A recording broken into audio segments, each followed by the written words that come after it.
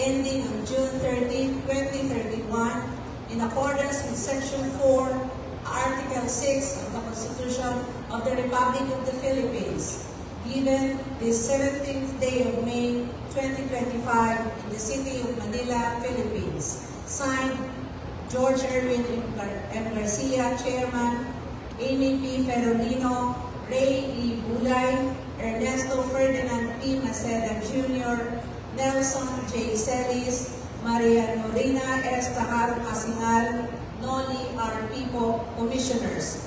Attested by Chupisto A. Elnas Jr., Executive Director.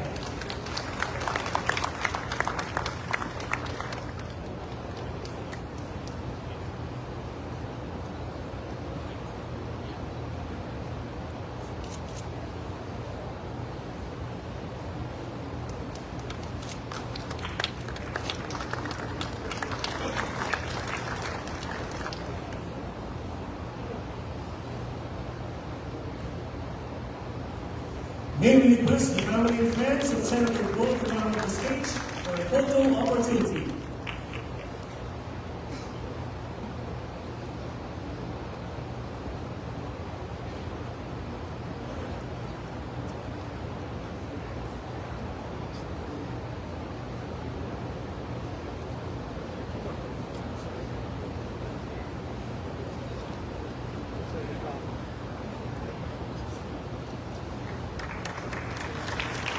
And may we request Senator Go for a short message.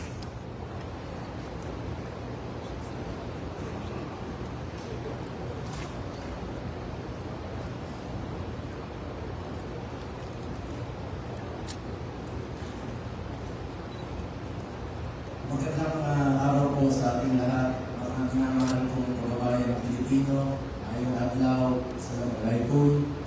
Napapasalamat po ako sa Panginoong Diyos, kay Allah, sa buhay na binigay sa mga gabay at sa pagkakataong ito na manilihan muli sa kapwa ko Pilipino.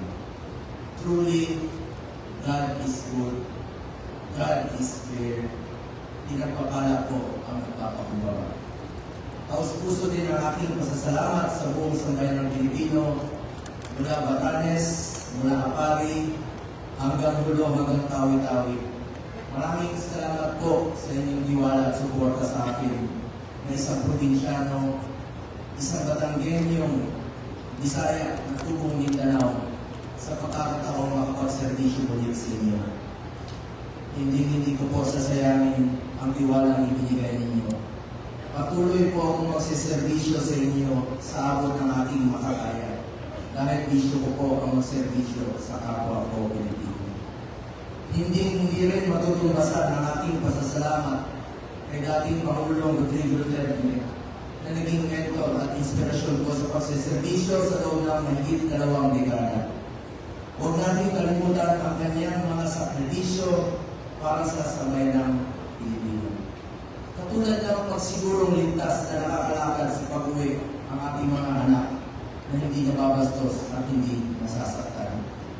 Tinatandaan ko palagi ang sinasabi niya noon sa akin, just do what is right. Gawin lang ang tama at hindi ka magkakamali. Unahin ang interes ng bayan, unahin po ang interes ng bawat Pilipino. Maraming salamat din po sa ating Vice President Sara Duterte sa pag-indulso sa aming mga Duterte senatorial candidates.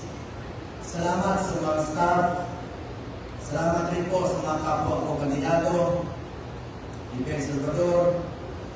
Lubos rin po ang aking pasasalamat sa mga bumubuo ng COMELEC sa pamumuno ni Chairman George Garcia at sa ating mga dinaralang ng commissioners, sa bawat empleyado ng COMELEC at lalo na sa mga guro na nagsakripisyo, yung iba po tinawid ang 7 oras para siguraduhin maayos at matagumpay ang ating eleksyon. Maraming salamat po. Senator. Thank you very much, Senator Go.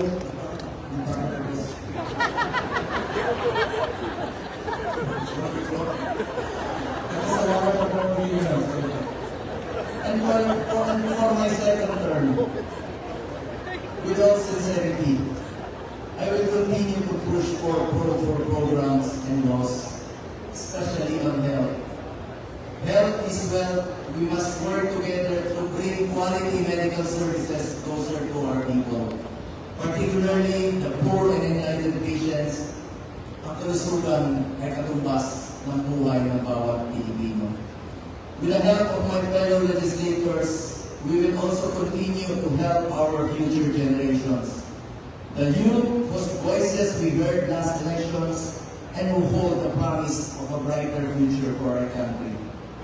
Hence, we need to invest more in education, like expanding further the law promoting the universal access to tertiary education signed by former President Duterte, so that students will be able to choose more programs and avail of free education. As an advocate of sports, we should also further advance sports development in the country, especially in the grassroots, so that aspiring young athletes can be